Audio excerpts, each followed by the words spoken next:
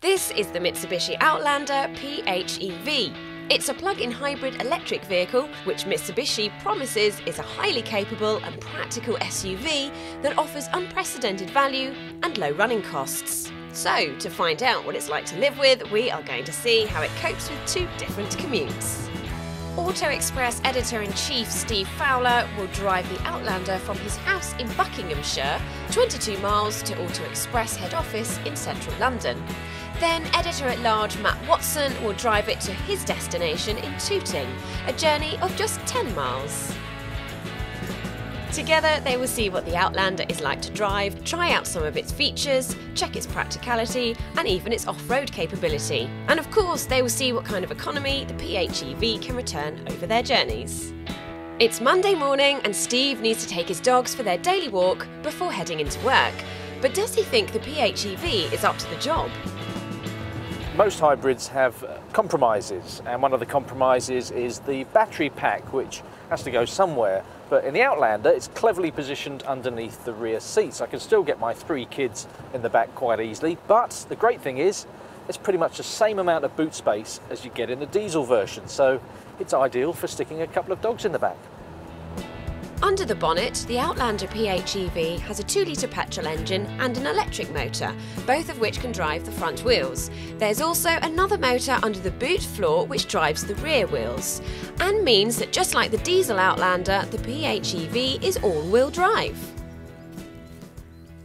The plug-in hybrid version of the Outlander comes with 5 seats, but if you want a 7-seat version, there's the excellent diesel you can buy.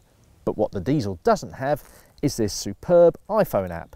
Now, before I leave home in the morning, I can check on the battery status of the car, and I can even turn the climate control on so that the car's nice and toasty before I go off for my walk.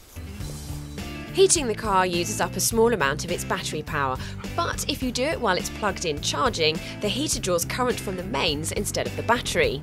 A full charge takes up to 5 hours from a 13-amp socket and can cost as little as £1 depending on your tariff.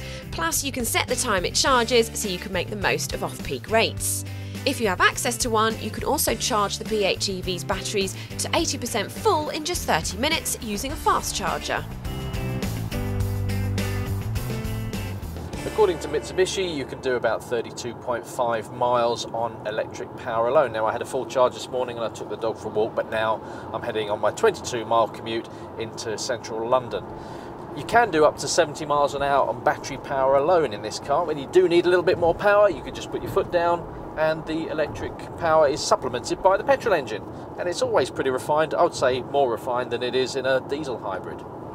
In a moment, we'll find out what economy Steve gets from the Outlander PHEV. But one thing he doesn't have to worry about is London's congestion charge. With emissions of just 44 grams per kilometre of carbon dioxide, it's one of the few new cars to be exempt under stricter rules. So I've arrived in the office car park in central London. I haven't had to pay the congestion charge, which is really good. And I've just checked the readout and we've got over 90 miles per gallon. That's one seriously good result. Didn't manage to get here all on battery power, I think because there was a fair bit of 70-mile-an-hour stuff at the beginning of my journey, and taking the dogs for a walk this morning also played a part, but that's a really, really good result. I'm really impressed with that, but I better go and plug in so Matt can drive the car home. According to the official test cycle, the Outlander PHEV will return 148 miles per gallon. But Mitsubishi wants to be upfront about the car's real-world running costs, so customers can make the right choice between the hybrid and the diesel model. And it says that on average, the PHEV will be more economical for journeys of up to 106 miles. But what about the premium you'll pay to buy it in the first place? Well, there isn't one. The Outlander PHEV starts from £28,249, which is exactly the same as for a similarly specified diesel automatic. Normally plug-in hybrid vehicles cost an awful lot more than their normal engine counterparts, but that's where the Outlander PHEV is a real game changer. It costs exactly the same as the diesel model, which makes it far easier to see the savings much quicker. I was pretty surprised when I heard that, and I think some of my colleagues were too.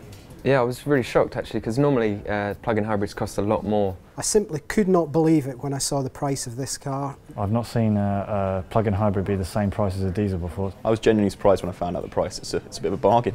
I'd have thought a plug-in hybrid would be a lot more expensive than a diesel, so it's very unusual that it's not. Yeah, I was really impressed actually. It's amazing to get that amount of tech for the same price as a diesel. I'm amazed at the price of the Outlander PHEV because I run a plug-in hybrid and it's a lot more expensive to buy than the normal car. The Outlander PHEV is especially good value for company car drivers. As an electric car, it's only taxed at 5% for benefit in kind in the first year, whereas most diesel SUVs will be taxed at around 25%. This means it costs just £665 in year one if you are a higher rate taxpayer, saving you thousands compared with a diesel. But let's get back to our economy test and see how the Outlander PHEV performs on Matt's commute. Okay then, so I've got a full battery and in theory I should be able to get to Tooting, no problem at all. Thing with hybrids though, you know, I've driven quite a lot and I have been able to get their claimed economy figures, but that's usually by driving so incredibly slow that you actually annoy other road users. And when you drive them in your usual driving style, you find out that their economy is, well, it's often not any better than a normal car.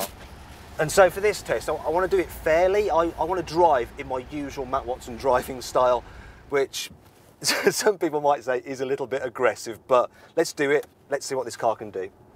When driving under electric power alone, the Outlander PHEV emits a faint sound at up to 22 miles per hour, so pedestrians can hear it coming, although you can turn this off if you want to. All cars in the PHEV range get the Mitsubishi Super all-wheel control like you get on the Evo 10, which can alter the power sent to each wheel for optimum grip. Because the batteries are located low down in the car, it does actually improve the centre of gravity, and it means that the PHEV version of the Outlander feels even more stable when you're going round corners than the diesel version. I guess that's really handy when you're dodging about through London traffic or trying to whiz down some rat runs.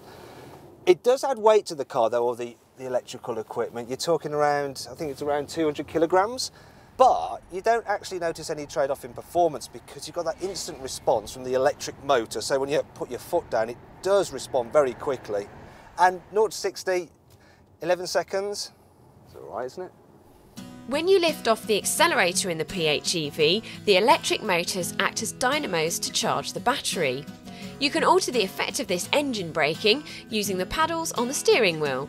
All this helps improve efficiency. Speaking of which, let's find out what economy Matt achieved. Right, and so here we are, and the trick computer is saying I've used 0.7 litres per 100 kilometres, which is about 404 miles per gallon, which is insane. Interestingly, I've used half the battery, so I could, in theory, go back to the office again and charge up and keep doing that ad infinitum. But now, actually, I want to do something a little bit different that I've never done before, and I'm going to press this button down here, which is the battery save mode, and it'll make sure that from now on it'll save whatever my remaining charge is, which is half. So let's go try something different. Running in battery save mode allows you to preserve the remaining electricity, should you, like Matt, need it for later. Alternatively, you can charge the battery up to 80% full in 30 minutes, just by using the engine as a generator. But why exactly did Matt want to save the PHEV's charge? Okay, so I've come to an off-road course, right, because I've never been off-roading just using electric power alone. I want to, well, give it a go, to tell you the truth. And I'm hoping that this can go off-road just as well as you'd expect a normal Mitsubishi to be able to. I'm going to put it into twin motor four-wheel drive lock and embark on what has to be the greenest off-roading I've ever done. By ticking electric off-roading off his bucket list, Matt has also proved something very important. The Outlander PHEV is just as capable as the diesel version, even though for most people it will be significantly cheaper to run. It's a win-win situation.